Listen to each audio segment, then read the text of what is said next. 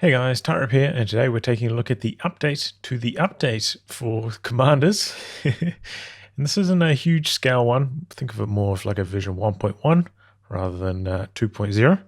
But we'll get into the changes anyway, starting out with US Forces, Combined Arms, having a slight rollback on the nerf there to the reload bonus, since there are a lot of things that affect the overall rate of fire, wind up and wind down time, stuff like that. So instead of going from, I think it was 30% down 15%, now it's going to be 20% reload bonus rather than 15%. So a slight wind back on that nerf, which I think is overall for the best. The P-47 anti-infantry strafe saw the ability become reliable in terms of damage output along its area, but for the cost, its capability of wiping out full squads was too high. The damage has been reduced to no longer be capable of wiping out full health squads, but the suppression has been increased to ensure that they will get pinned. Cost has also been lowered due to the decreased damage. So damage is being halved, suppression is being increased by a fair amount, and cost is getting reduced down to 90. Interesting direction here. By the same token, it maybe could have just gone up in command points. Maybe a slight damage nerf, but okay. Kind of moving it more in the direction of suppression rather than raw killing power on this. Alright, checking the revised P-47 strafing run, kind of similar setup to what I had before. Understood. Bunch of Fox radios set up in a grid here. Of course we're doing this on the testing map this time, so pretty long plane travel time.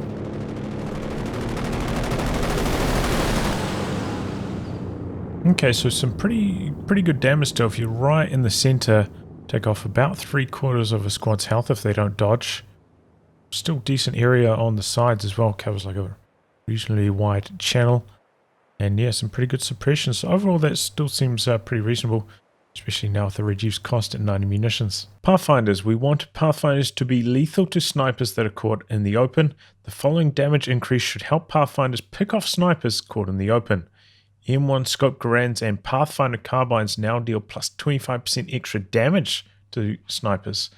So yeah, this is stacked on top of the 20% accuracy I think was in the last version. So Pathfinders are going to be much better at countering snipers now. Alright, testing out the revised INR Pathfinders with further improvements to their anti-sniper capabilities. Roughly the same test as previously, around 25 range.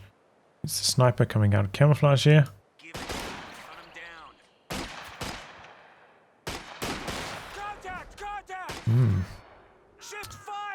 So that took a reasonably long time. I think I got some bad RNG there, but look at how much veterancy you get from killing a sniper. Almost 2 stars of veterancy straight away. Interesting. Round 2.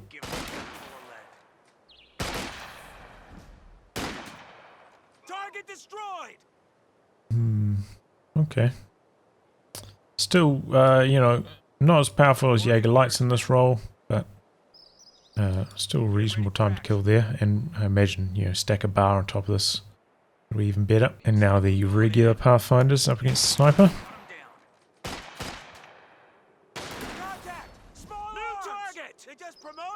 Looks pretty similar overall. In round 2 with the regular Pathfinders. Got some really good damage there to start it off, but then a little bit of trouble finishing off. But yeah, so it looks like they can like burst them down pretty quickly if you kind of run good on the RNG, but not as good as Jaeger Lights, but improved. The rifle grenade launcher changes are being reverted due to the lack of user friendliness. While it is an annoying weapon to deal with, it is not particularly powerful on its own. With the travel time and delayed detonation, we are restoring rifle grenade launcher to its original form with only a slight nerf to its reload time. Reverted it, so yeah, it used to be in the previous version you'd have to activate the ability manually. It's getting reverted back to the same as it is currently in live, but with a reload time nerf. I think this is my preferred way of going about things. I don't even know if it needed the reload nerf, but whatever. Moving on to the British, and we've got the 17-pounder HE shells. The following change allows the 17-pounder to put further pressure on soft targets that are within range through a faster rate of fire.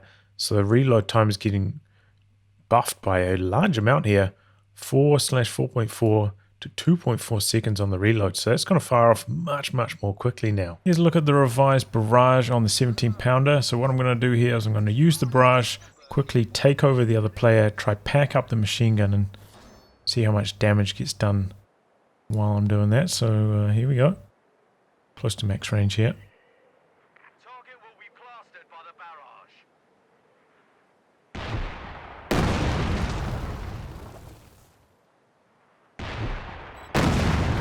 A little bit slow taking over the player there, but it looks like it overshot.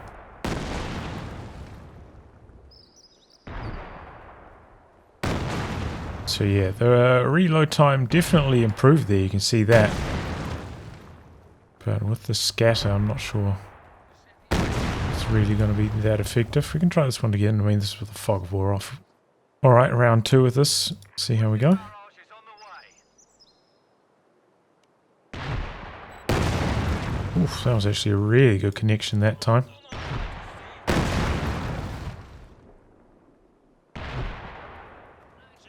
Ooh, okay, well there we go on round 2. It's looking much stronger overall.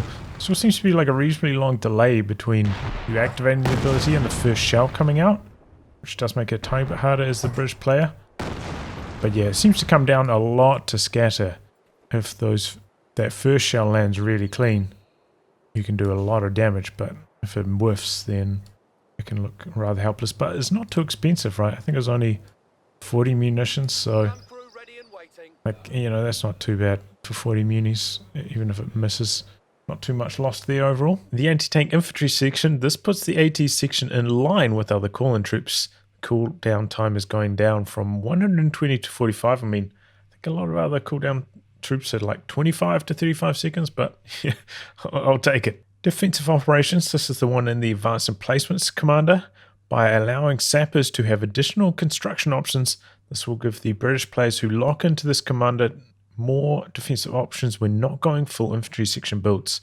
So in advanced placements, sappers can build sandbags, trenches, and caches. Nice little buff there to advanced placements. Hold the line will now allow the first set of planes to arrive sooner to defend frontline sectors. So initial plane delay is coming way down from 30 to 20 seconds we saw in my testing. You know, this took a very long time. And 20 seconds, I think you can still decap like a standard territory point in 15 seconds, I believe, and a VP sector in 20. But like a fuel point, I think that takes, or munitions point, that takes 30 seconds. So you won't be able to like fully decap a fuel point in time. You will get hit by hold the line here, which is a pretty big change. And just in general, it might give you less time to dodge away. But, you know, we saw 30 seconds. It's just, yeah, very unlikely to hit anything. So a nice change here to hold the line. And then kind of as a consequence of that, the second set of planes comes through bit slower. Alright, we're going to take a look at the revised hold the line here. Kind of similar testing to before. What I'm going to do after activating it a couple of seconds later, I'm going to chuck a full screen here to each one of these sectors, and I believe this sector won't get strafed, but this one should because of the slower decap time. So there we go, that's neutralized now. Here come the planes.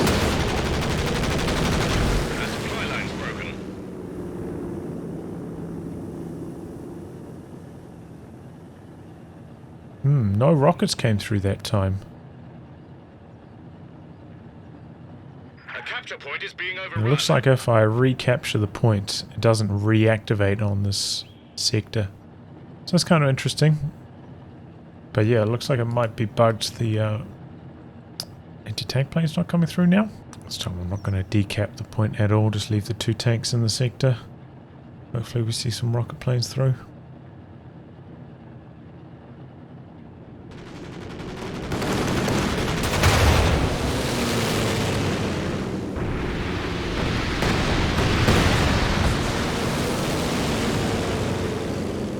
Okay, oh there we go, we got some rocket planes that time. Also the anti-infantry plane targeting the tank there. See if we can get the second set through. No second set of planes. Well, it still seems to be a bit buggy there. Raid section. The following change will allow raid sections to hide when camouflaged. The removal of their construction options will also make them less capable of holding territory through sandbags and trenches. So they've got camo and won't be able to build sandbags with them anymore. no actual changes to their stats, but as I said, this is still like a version 1.1 rather than like a full overhaul. They will be receiving some more changes later on. Royal Engineers, all variants. Due to the limited number of Royal Engineers that are deployed to act as snaring squads, the heat grenade is having its recharge time reduced. So the cooldown is going down from 30 to 20 seconds. I believe the Panzerfaust is 15. Other allied grenades, I think, are generally 30, but then they get cooldown bonuses through veterancy. So it's kind of bringing them a little bit more in line with Axis, which I think is nice overall because, you know, late game, sometimes you'd be like, oh man, I really need another grenade. But the cooldown on this was very, very long. So nice change here for Royal Engineers. The Vickers K. The following changes will make the Vickers K more responsive on the move and less potent at range. Its long-range DPS can afford to be lower than other weapons of its class thanks to the powerful Lee Enfield rifles found on infantry sections. So the fire burst duration modifier is going down. So I believe, you know, when you're at long range now, the Vickers K's burst will be shorter, so they'll be doing less damage overall. And no longer wants to go prone when firing out of cover. Interesting. Alright, so I'm in a single Vickers K upgraded infantry section against the 4-man Grenadiers with the LMG long range. And last time the Grenadiers won this with 1 to 2 miles remaining, not very healthy overall. There we go, one time the section actually won the engagement, the rest of the time Grenadiers were victorious. But it does look like comparatively the healths are a bit higher this time, ignoring this particular result. But yeah, overall still looks very similar, the single Vickers K against LMG Grenadiers long range. And now the double Vickers second up against a STG Fox Grenadier long range, 4 men. Last time the Fox Grenadiers lost this, I think the sections all had at least 3 miles remaining, about 3/4 health. Alright, so a very, very similar result overall. Health bars here appear to be a little bit lower than in the previous test, but yeah, I mean, the change to the far burst length doesn't seem to have changed much. I mean, I am doing this at 30 range instead of 35 range, but I find if I try and like stretch the ranges much further than this, then sometimes it ends up that one model, maybe on this end, and then one model kind of on the other end end up surviving at the end of the fight. And then they're not in range of each other to complete the engagement. I generally try to do it, you know, at around this range, 30 range instead of 35. For that reason, but yeah, the change to the far burst length doesn't seem to have done much. Moving on to OKW, and we've got the Command Tiger changes here. The aura is getting a rework. It's now only going to affect vehicles. Vehicle bonuses moved onto the first version of the ability. The range is being improved from 25 to 35 range. So, you know, it's roughly the range that most tanks can shoot at, 35 range, so should be like a reasonable distance to keep your vehicles within range of the OKW Command Tiger here. And the Vet 2 bonus is being changed. Now it increases the range by 5, not a huge buff there, but also increases the accuracy of nearby vehicles by 20%, so that is a pretty big buff to vehicles if they're in the Vet 2 aura range. So a quick look at the Command Tiger's ability. Here we are at Vet 1, the first stage of it, and I wanted to double check if it does work on allied tanks because, you know, previously it's almost no use, but now that it gives, I believe, minus 20% to received accuracy, 20% faster reload, and once you get to the next stage of Vet, plus 20% to accuracy. I mean, that's quite a lot of buffs, so might be quite good in synergy with your teammates' tanks. So I got 2 Stugs here in control of the AI, and I picked Stugs just because, you know, it's for marked and there's no way that OKW could control these basically legitimately, just in case there are any tricks of the trade. So activating this here, starts recharging straight away. It doesn't mention the duration, which I believe is 30 seconds, so it would be nice if there was like a timer on this instead of just going straight on to cooldown like that. But you can see it is affecting the tanks. See, Command Tiger is on them, and the little accuracy kind of thing floating above their heads. And then yeah, 60 seconds cooldown, so it's pretty short cooldown, you know, for a pretty good buff like that. Does make the Command Tiger pretty appealing after this change. That aura is actually pretty damn strong now. And especially in team games, you know, where there are more likely to be more tanks next to the Tiger, it could be pretty strong. Heavy fortifications will no longer allow Volksgrenadiers to plant these mines. These have been switched over to Stern Pioneers to prevent these mines from being spammed, basically. These mines moved to Stern Pioneers from Volksgrenadiers, you know, especially in like Luftwaffe ground forces. I felt like this was going to be a big issue, and a nice change here.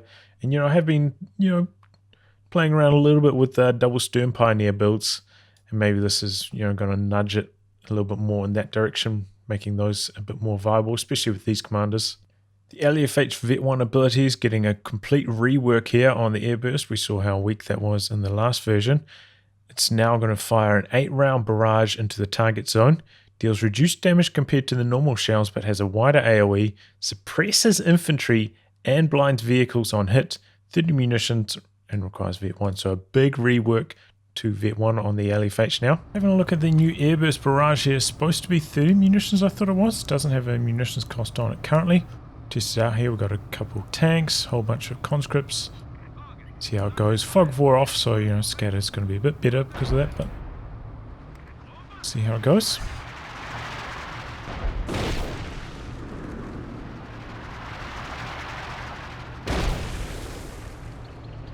So as a suppression tool, this actually looks pretty reasonable.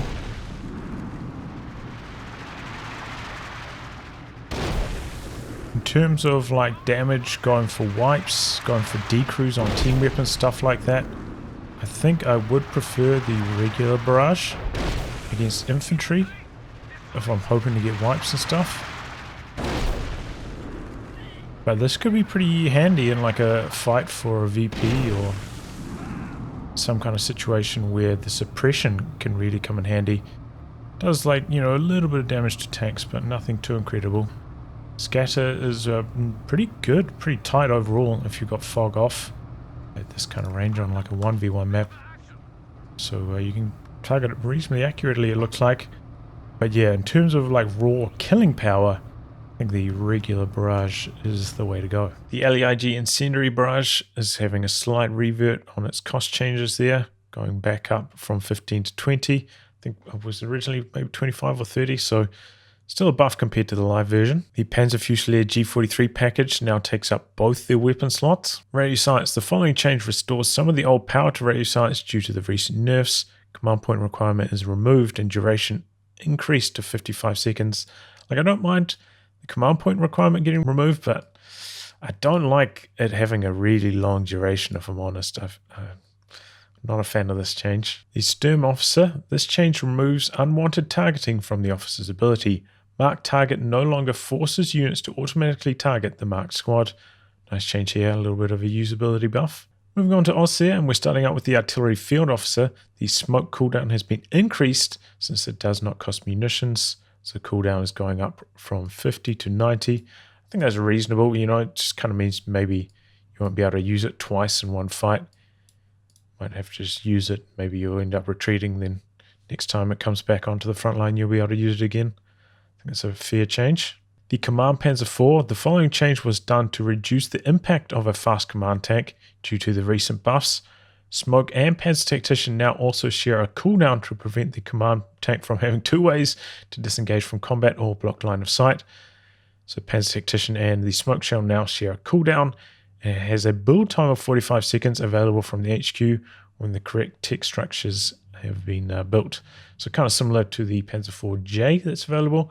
You can build it from the HQ, which is to stop the kind of rush tactic. They'll arrive, similar time to the Ostwind, instead of like way before it. And yeah, I mean, it's already pretty hard to like chase past, one set of smoke from the Panzer Tactician or something.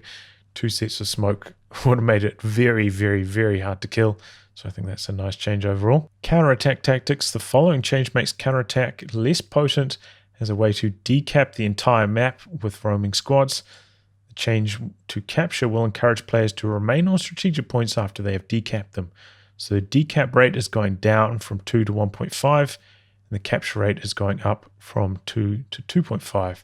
So I still think this overall makes it stronger than it was previously, which didn't have any decap bonus and had like a 3 capture bonus. This way, even if you do just want to try and decap somebody's cutoff, you're still getting some bonuses. But yeah, overall, like having both those, I felt like was going to be extremely strong, especially for like 1v1s where decapping is like very, very, very powerful. So I think this is a fair change overall. Elephant. The following change prevents the Elephant from being capable of self-sighting. Can no longer be upgraded with spotting scopes. That's a big one for the team games. Hull down. We wanted Hull down to be an ability that is only used when the player can prepare for an attack in advance or they have their vehicles in a good position. The low delay prevented that when the vehicles were capable of hulling down themselves. This change will increase the vulnerability of vehicles that decide to hull down during combat. Hull down delay increased before the bonuses become active from 5 seconds to 10. So you hull down, you won't be doing this in combat maybe anymore, or you might still, but yeah, you have to be prepared for the consequences. 10 seconds, you know, that means most tanks will kind of get 2 shots off on you before the bonuses become active. So I wanted to take a look at the revised hull down here, so I'm going to activate it during this fight. See it slowly hunkering itself down here. But yeah, I can't deactivate it while it's in effect. So, you know, you can't really like just panic do this as a threat. Then your opponent has time to like come around and try flank you. Once you have finished holding down, then you can deactivate it and pull away. Interesting, kind of leaves a little bit of a dip in the terrain after it's done.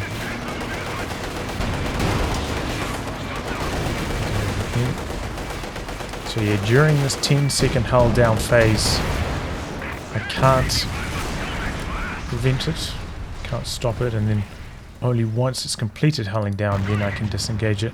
A little bit similar to Hit the Dirt from conscripts in that regard. Interrogation, this is part of the G43 package, delay and duration from 6 to 4, so I think this will allow you to interrogate a crawling model a little bit faster, underutilized ability, so nice little buff for it there. So having a look at the casualty interrogation here, somebody in chat mentioned like, oh, I wish that the models didn't automatically target the crawlers, and they don't. You have to manually target them if you want to kill them. Here we are. So there we go, I did the casualty interrogation. You can see it reveals them right across the entire map. Doesn't matter how much range, I put a whole bunch of units the entire length of the map. And yeah, it reveals them all, the entire map. So, you know, it can be a bit niche. Quite often there aren't any crawlers left behind when you kill models, but if you spot the opportunity, this ability, very, very strong. Doesn't cost any munitions either. Okay, so I want to test out the interrogation here on a team map in a team scenario. See if it reveals the team map as well, and it does. Even if it's not a Soviet player, it reveals the teammate as well as a player whose unit you actually targeted. So yeah, that is very, very powerful. If you find the opportunity, very powerful ability. Usually, like I found it took me generally killing like 2 or 3 full 6-man conscript squads to actually get a crawler left behind. So, you know, you're not always going to get the opportunity to use this, but when you do, very, very powerful. Also, if the crawler dies while you're mid-interrogation as well, it won't go off. So, a couple little caveats to the casualty interrogation, but yeah, very, very strong if you find the opportunity. The Luftwaffe officer, a couple small changes here. The suppression strafe cost is going down from 60 to 50. And a rework here, the suppression strafe is going to be at Vet 1 and the recon plane is going to be at Vet 0. So switching around with those abilities in terms of veterancy. And finally, the smoke plane cooldown, kind of similar to the artillery officer, going to go up from 50 to 90 seconds, so you won't be able to call in smoke quite so often with this. Mobile observation post is getting merged with the Regal anti-tank mine. Cannot be used in conjunction with spotting scopes, so that's a pretty big one. I believe that adds mobile observation post now to Jaeger armor. Spotting scopes now has a UI indicator on the unit portrait when upgraded and will display the recon symbol over the 3D model of the unit when active. Quick look at the spotting scopes change here. I've got a Panther upgrade with the spotting scopes, driving around. Nothing indicated, but then you hit stop. Takes a couple seconds before it's active, and there it is.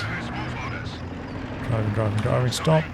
Couple seconds, then spotting scopes active. So yeah, quick look at the new indicator for spotting scopes. Stuka E, the smoke shell count is going down from 5 to 4, and it did seem pretty strong.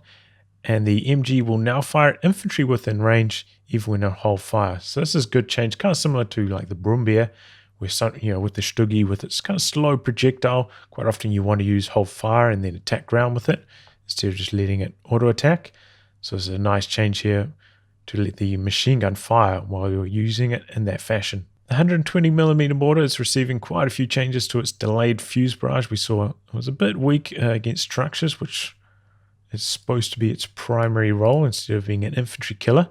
So the AoE is getting reduced, but then the scatter is also getting massively reduced. Okay, we're taking a look at the revised delayed fuse barrage here on the 120mm mortar. First off, up against this bunker.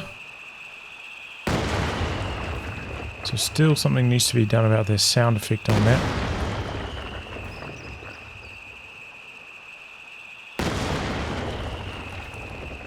You can see the scatter much better this time.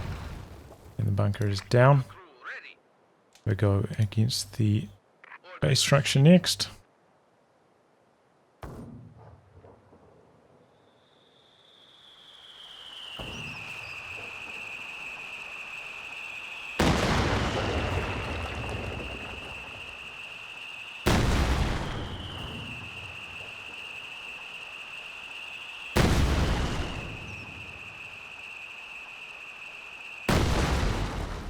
So took off about a third of the health from OKW Tech truck. I mean, that's okay. Nothing special. Like, it is very maybe specialist. If you specifically want to kill a bunker with it, it seems to be worthwhile. But honestly, like, a regular barrage might be close to just as good against OKW Tech truck. So I'm going to barrage the base structure once again, but this time there are some Stern Pioneers repairing the base structure, one on either side. We'll see what happens when they get hit by the shells.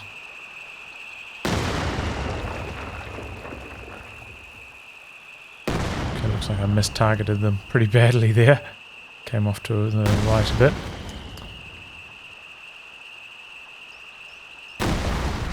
But yeah, the AoE... Oh, did I get both of them? No. That squad's right at the back. Target it again. We serve the people.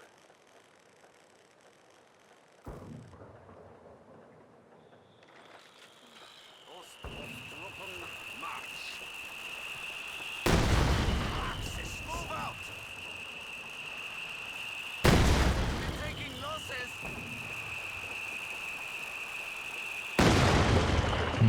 Pretty good AoE there. So yeah, that could be another use case of the 120mm mortar. If you're targeting a base structure, you know that they're trying to repair it at the time. Shells do appear to be pretty good at blasting away Stern Pioneer models that are trying to repair it up. So I suppose, at least, it seems to be at least guaranteed to kill a bunker, and can be pretty good against base structures as well, the OKW base structures. The 152mm howitzer strike, it's having its cost increase from 150 to 180 munitions. I think this is fair overall, kind of similar to the 105 barrage and scavenge. I think they're comparable, so they should be comparable in terms of price. The B4 howitzer, the following change will increase the damage on near misses against armored vehicles. The increase in direct fire damage will also restore some of the power lost by the B4. So the barrage near AoE from 0 to 2. So yeah, on a near direct hit against a tank, the B4 will be doing quite a lot more damage now. The direct fire, that's the vet ability on it, I believe. Damage from 320 to 400. Okay, and then the direct fire cost is going down as well. I think that's fair. Could even go down a bit more maybe. So yeah, a few changes to the B4. That was a very controversial change. We'll might still see some more changes, but yeah, we'll see how it goes. All right, we're having a look at the revised B4 howitzer barrage here. Got a whole bunch of tanks in the area. Let's see what it can do.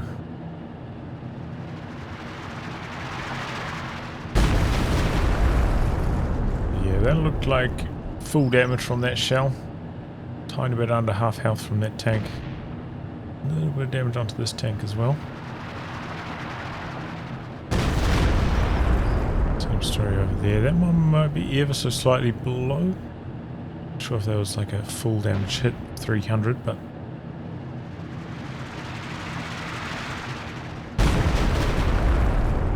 okay, we can't check it now because took some more damage.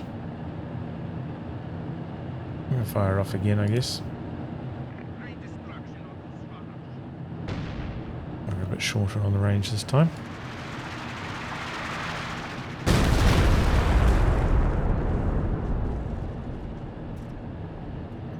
Yeah, so direct hit basically on this tank, a little bit above 50% health. So the odds of you killing a regular Panzer IV with just one barrage, even if they don't dodge at all, basically, it's full health is not going to happen. Maybe you have a chance against the Stuka, which has 560 health, a little bit less. Alright, we're having a look at the B4 direct fire now. 60 munitions instead of 70 should do 400 damage. Found its mark there. Yep, exactly 400 damage. Might fire off another one of those. What do you need? See if it's still got the accuracy issue. No, and that's actually like a very, very quick travel time. Interesting. Yeah, that's the regular shell.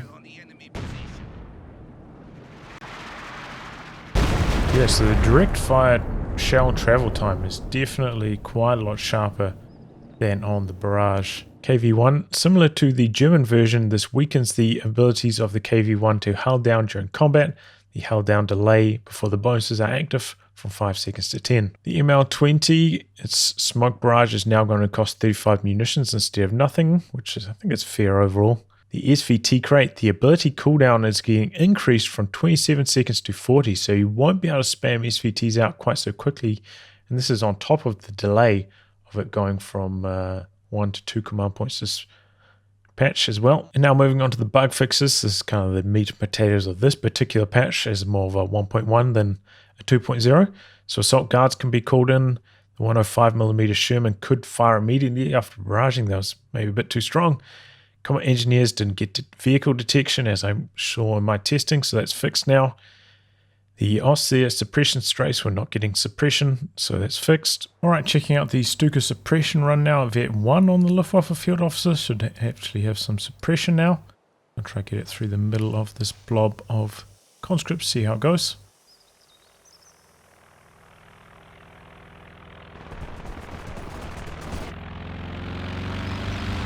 Out that one, no pin, but reasonably good coverage with the suppression. Very, very little damage. So yeah, mainly a suppression tool, not even a pinning tool. I was expecting maybe the units to get that got directly hit by them to get pinned. Maybe a tiny bit weaker than I was expecting there overall. The heavy bombing run did not have the right price. I think it was 300 in game instead of 250. The Grenadier Mod 24 grenades were not priced correctly at 25. That's the grenades part of the G43 package. Those same grenades were not affected by suppression. So, usually most grenades have their cast range reduced by suppression, and that wasn't the case. So that's fixed now. Fixed an issue where the Valentine would freeze when launching smoke. I think it was maybe kind of similar to the Sherman, how that freezes, but okay, nice change there to the Valentine. Fixed an issue where the Vet 3B4 would only fire one shell. Fixed an issue where Soviet bunkers could not be constructed. Can finally test that out now. Alright, we're going to take a look at this Soviet bunker here, part of the defensive commander. 150 manpower. I'm going to build a Vermark bunker same time. A bit of a race between the two, see if there's any difference in the build times. And the upgrade times as well.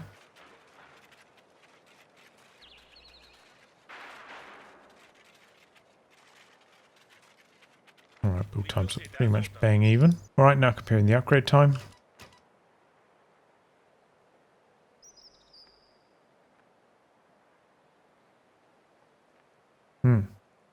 So build times dead even, but the Vermarked bunker's machine gun upgrade time seems to be quite a bit faster here. It looks like it's twice as fast, in fact. Finished at 16 seconds there.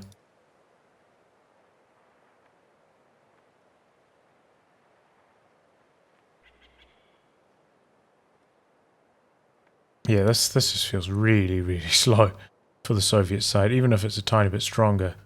This is twice as long, over twice as long. Yeah, that's not acceptable. Also kind of interesting, like, I suppose we'll get used to it, but, you know, with the Vermuk bunker, you can pretty clearly see which direction it's facing. The Soviet one, it's maybe not quite so obvious. Also interesting to note that the Soviet bunker can see right out to the edge of its range, whereas the Aussie bunker cannot. 10, 20, 30, 40, 40. It looks like 45 range. So that probably needs to be changed. The range on this probably needs to be knocked back by 5. And now a quick suppression race. Both of them are pretty much right at the edge of the range. Not expecting much difference here. Yeah, both of them suppressing almost identical in terms of times to suppress. So yeah, let's look at the Soviet bunker. Nice. Fixed an issue where Ostrip and sandbags... Okay, we're on the wrong hotkey in Classic. Fix an issue where the B4's direct fire would not impact its target. Okay, so that's a pretty big change we saw. That was not functioning correctly last time. The Stuka incendiary run will no longer instantly kill units and structures. Wow, I didn't even know about that. That would have been very, very strong. The M4A3 Sherman Easy 8 should now cost 150 fuel. Fix an issue where the flak emplacement had no crew to display. Interesting. The Panzer IV-J could not use Panzer Tacticians, so that's fixed now. The light artillery barrage on the Panzer IV command tank was not priced correctly at 60 munitions. The Panzer Grenadier support package was not priced correctly at 20 munitions. I think it was 15 instead by accident. The relief infantry was still at 6 command points, now it's at 5. The Stuka smoke drop for Austria still required 4 command points, now should be at 2. I believe that's bringing it in line with the OKW Stuka smoke drop, but either way, it's still, you know, a pretty good buff for Austria. Fix an issue where the British assault officer would not get hold fire during smoke raid. The mechanized emergency repairs passive did not display on the command bar. Fix an issue where vehicle detection on hit tracking did not apply to tank guns. Nice, we can finally test that out now. That's in the Soviet commander. Alright, having a look at armored vehicle detection here, activating it.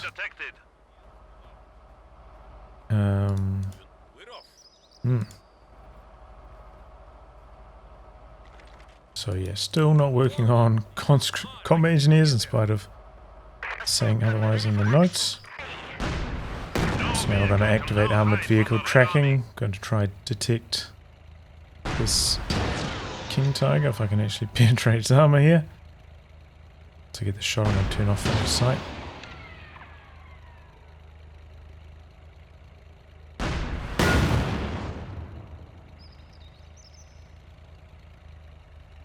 So still visible for such a long time. Before, after maybe like 2 or 3 seconds, disappear into the fog, but now it's staying visible for long enough to allow the Su-85 to continue firing.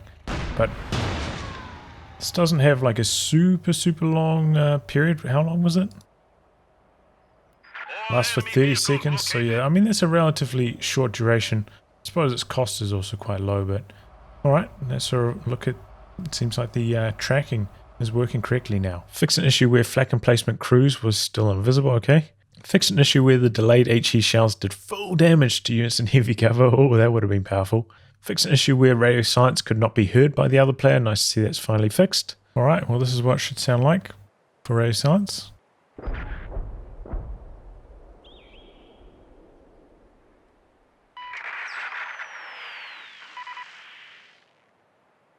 Here we go. Interesting, it kind of had like a couple shells. It kind of sounded like smoke shells or artillery flares or something were getting fired off.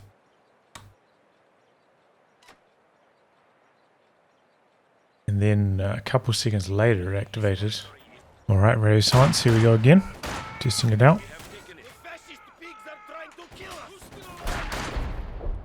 So apparently Mirage Flyer left those flare sounds in. So you can see he's disappeared from the tactical map at the same time the radio is making the noises. So yeah, so looking back at the video is when I noticed the issue, the delay between the units disappearing from the minimap and the radio silence playing about 6 seconds, which is a pretty long time, especially considering how fast they're probably going to be moving when they're out of combat. So I think Mirage Fly said that this delay has been baked into the sound effect, so we might need to find a different sound effect for this if you guys feel that 6 seconds is too long, which it might be. Fixed an issue where sector artillery targeted casualties. Yeah, I was wondering what was causing sector artillery to continually bomb targets after the squads had died, so I guess it was targeting the crawlers. Fixed an issue where passes and concussive traps did not disable the unit's ability to decap points. Fixed an issue where the 251 could camouflage immediately upon activating mobile observation post during combat. Bit cheesy there.